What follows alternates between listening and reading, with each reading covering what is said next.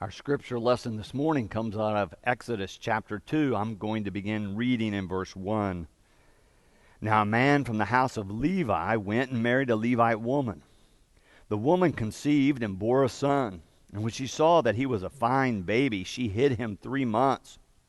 When she could hide him no longer, she got a papyrus basket for him and plastered it with bitumen and pitch.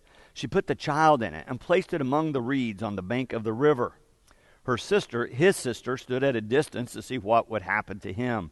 The daughter of Pharaoh came down to bathe at the river, while her attendants walked beside the river. She saw the basket among the reeds and sent her maid to bring it. When she opened it, she saw the child. He was crying, and she took pity on him. "This must be one of the Hebrews' children," she said.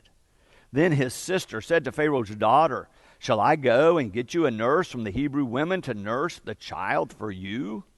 Pharaoh's daughter said to her, "Yes." So the girl went and called the child's mother.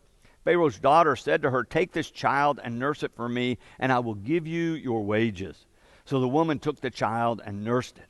When the child grew up, she brought him to Pharaoh's daughter, and she took him as her son. She named him Moses, because she said, "I drew him out of the water." This is the word of God for the people of God. Thanks be to God. So we've been working on this sermon series, and the one before it, where we were reading through these great stories in Genesis about Abraham, Isaac, Jacob, and then finally Joseph. Remember, when Jacob came along, his name was changed one night when he was struggling with a mysterious man to Israel, which means one who strives with God. This whole idea of staying engaged with God through the good and the bad, through the struggles and the victories, is a part of the theme throughout Genesis and now even on into Exodus. We didn't read chapter 1, but in chapter 1 we are reminded that Joseph was great in Egypt. After several twists and turns, he ends up there. He ends up saving his whole family, you remember. The 11 brothers all come south to be with him. They reconcile. And then chapter 1 of Exodus tells us further that they grew and multiplied in number and influence across the land of Egypt. But then chapter 1 also tells us this: Joseph and all his brothers died. And then a Pharaoh came into power, and that Pharaoh did not remember Joseph. That Pharaoh, or king, as some of the passages call him, was paranoid. He began to really see the Hebrew people growing in number and influence as a threat, rather than as part of the prosperity and the goodness that's happening in their country. He began to worry that they might somehow want to take over. They might be a threat to him personally. So he went to some midwives who helped deliver the babies of the Hebrew families, and he instructed them to kill every baby born, every boy that was born to the Hebrew children. Well, the midwives said okay, but they did not cooperate. The king was even more enraged and frustrated, so he finally said to all the Egyptians, "Anytime you see a young boy being born to the Hebrews, grab them and throw them into the river." He was a genocidal tyrant. He is ready to kill every baby boy because of his feeling of being threatened. So when we began to read here in chapter 2 this morning, the situation looks bleak for the Hebrew people. But we need to remember, God has promised them descendants. Remember, all the ancestors had these covenant promises that if they would respond to God's leading, God would use them to bless the world. And one of the blessings would be descendants more numerous than the stars or the grains of the sand on a beach or the dirt on the earth. But rather than the Pharaoh seeing them as blessing to them and to the world, he sees them as a threat. He wants to eliminate any power, even though he's still using them as slave labor in his country. So this story not only gives us this context of this ruthless ruler now in power in Egypt and oppressing these Hebrews, but it also gives us this birth narrative of Moses, that he was born into the midst of this horrible context. But we need to know about that because later in the narrative, God is going to do significant things through Moses for the people.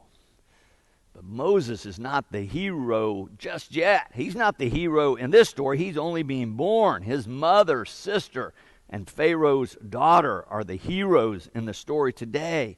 But you can see the sexism of the time reflected in the text. Even though these three women are going to be the heroes of the story, none of them are named. We don't learn their names in this part of the narrative. They're all identified by the most important male in their family. But later in the story, in other places where we're being told about the history of Israel and given the genealogies, we learn the names of these women. Jochebed. Jochebed is the mom that comes up with this plan to save her son. Miriam is his sister who stands close by and takes the chance of stepping into this situation to try to save and daringly save her brother. Bithiah is Pharaoh's daughter who cooperates with these two Hebrew women to save this boy she names Moses.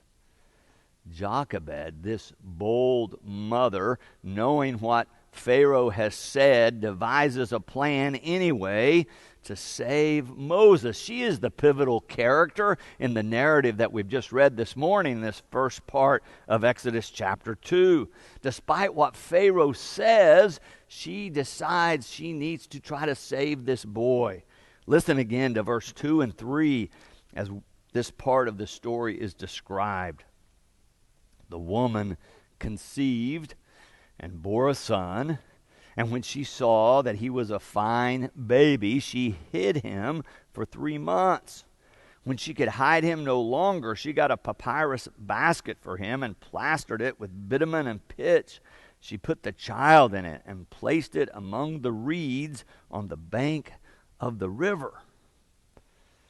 She is acting on behalf of life, even though Pharaoh has ruled death, has commanded the midwives and then all of his people to kill all the boys born to the Hebrew mother. She decides that she cannot cooperate with that or allow that to happen. She's going to do something different. She's going to act on behalf of life.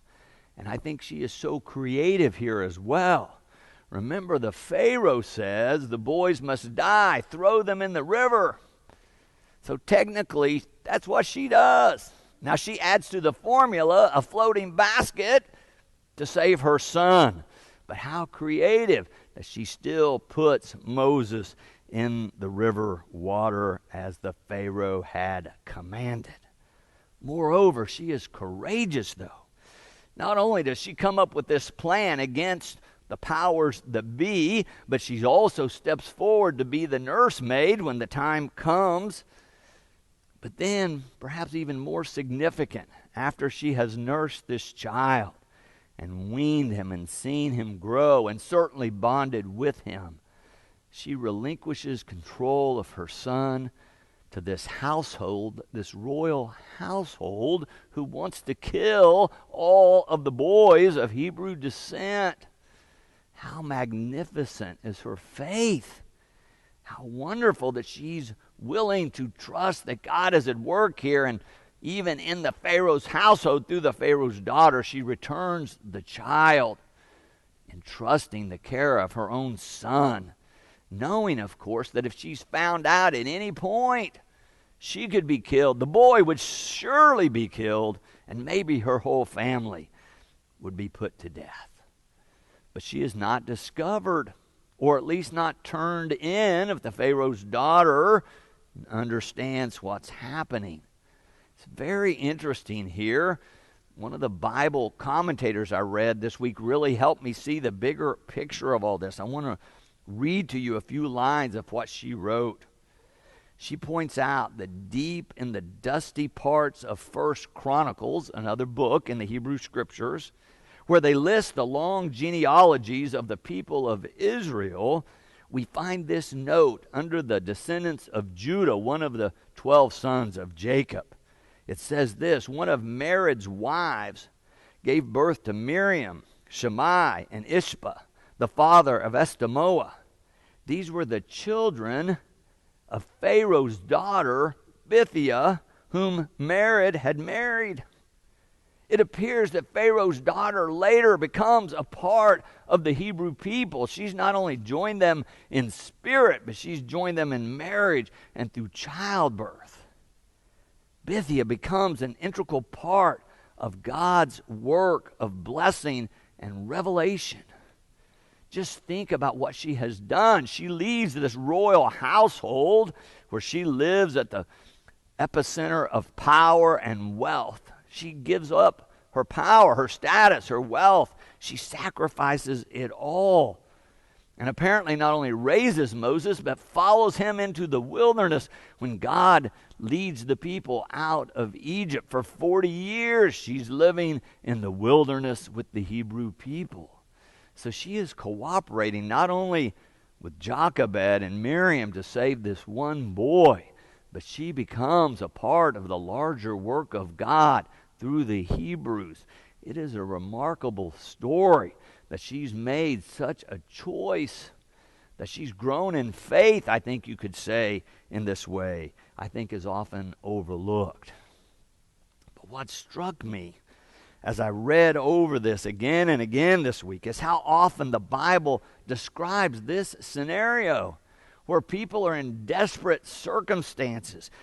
And then out of these horrible circumstances, in this case, living under the tyranny of a genocidal ruler, good can arise. Faith can grow. Remarkable things happen in people's lives and the life of the community of the faithful because God is at work even in those terrible circumstances.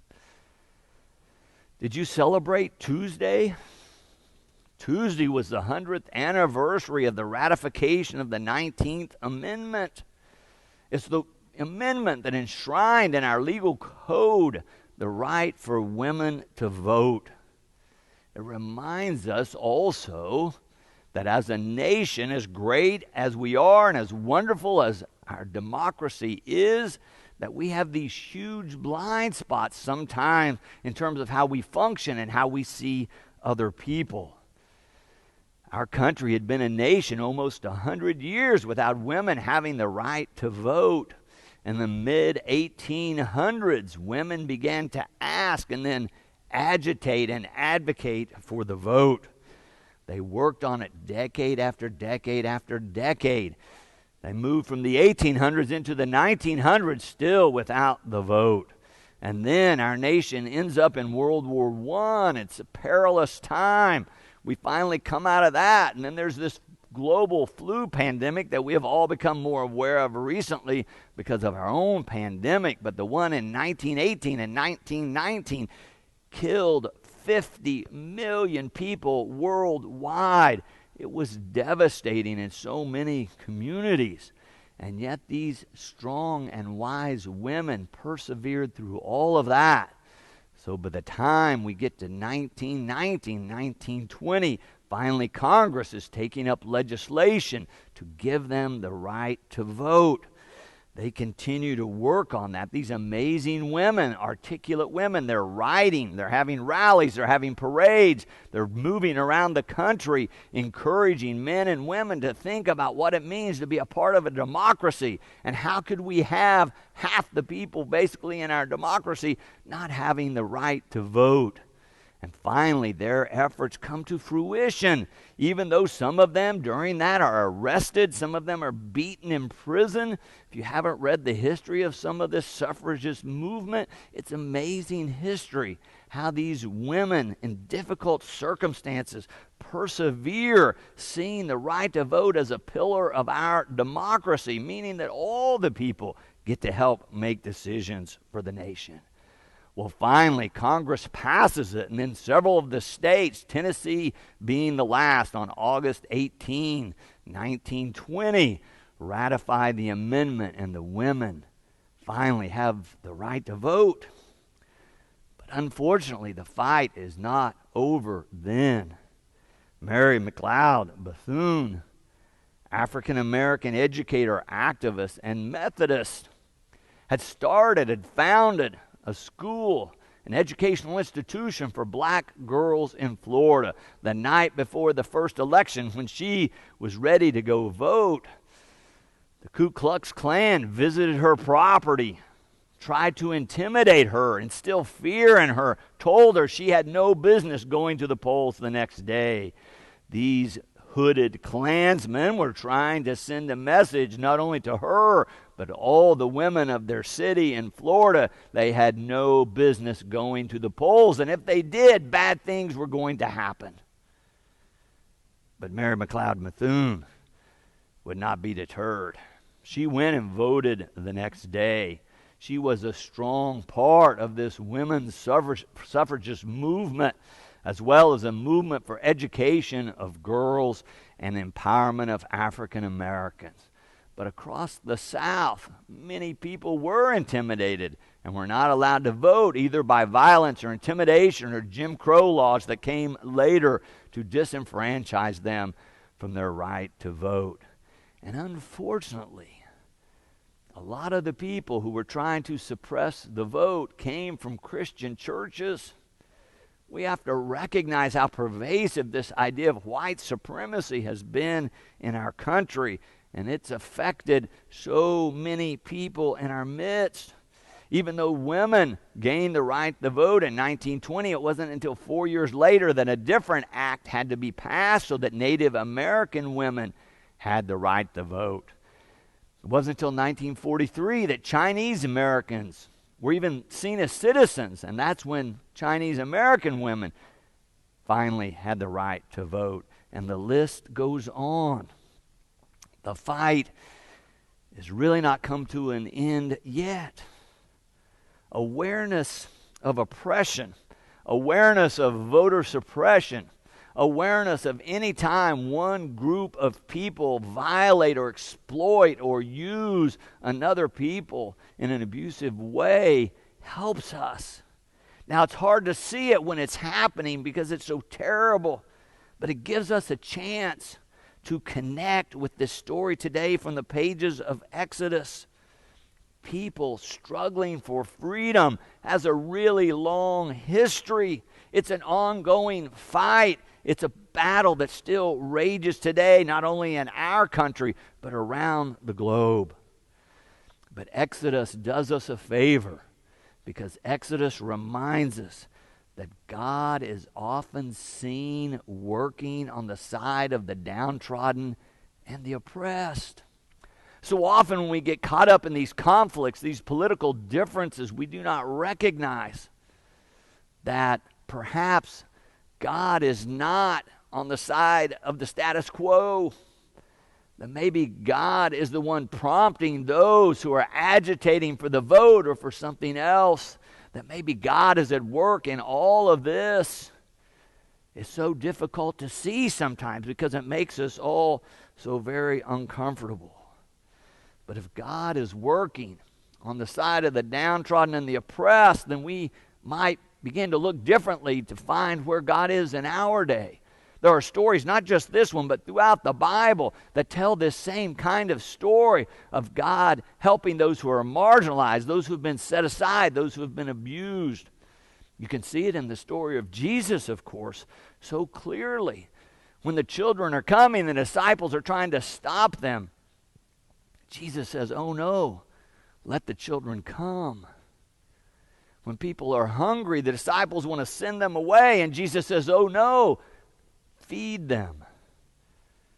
And this time, in the Bible times that we're reading about in Exodus, but also in Jesus' time, centuries later, women are ignored and pushed aside. But what does Jesus do? He engages with women throughout the stories of his life in the Gospels and empowers them to be in meaningful ministry. and treats them with dignity and respect, listens to their concerns, responds to them in ministry.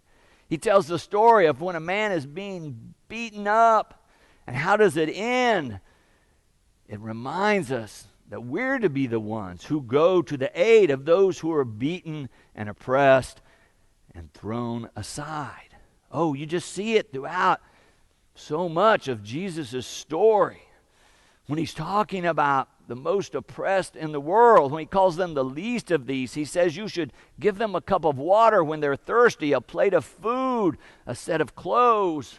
He says whenever you welcome the stranger or the immigrant or the oppressed, whenever you visit someone in prison or someone who is ill, you're not just visiting them or extending care and mercy to them, but he says, in fact, you are serving me. So whenever we begin to see the face of Christ in those who are oppressed, those who are marginalized, those who are poor, those who are put in prison, those who have been pushed aside, anytime we begin to ask who's being marginalized in our society, who do we treat as expendable, who is being ignored and needs aid or help or support, who is crying out for someone to step up and help them. Anytime we do that, we're beginning to focus this biblical lens of God working on the side of the oppressed and downtrodden. Now, so often, we kind of get stuck and comfortable in our own ways and kind of like everything to be kind of calm and stable. And so if somebody else is agitating, we get irritated. We get suspicious. Too often, we write those people off. But the biblical narrative reminds us, this one we've read today and so many others, that God is at work in mysterious ways in the world. And these Bible stories give us a new lens to look and see what might God be doing in the world in our day. And what do we need to be doing to align ourselves with God's work in the world? Exodus is an invitation to step into this holy story so that we might be a part of God's work of embodying hope to those most in need. We can be a part of God's work. Even though we don't have power, this story makes so clear that the women who are the heroines here didn't have all the power in the story, but they were bold, creative, courageous. They were willing to take a risk on behalf of life, on behalf of love, on behalf of hope. Where are you in God's story? What is God calling you to do? What invitation are you sensing through these Bible stories that we're reading? They're all talking about struggle and times of struggle and striving with God. And yet we find time after time this narrative of even out of difficult and desperate circumstances, God is present. God is at work. God is here for us. And as we respond to God, we become part of God's work in the world. Amen. And thanks be to God.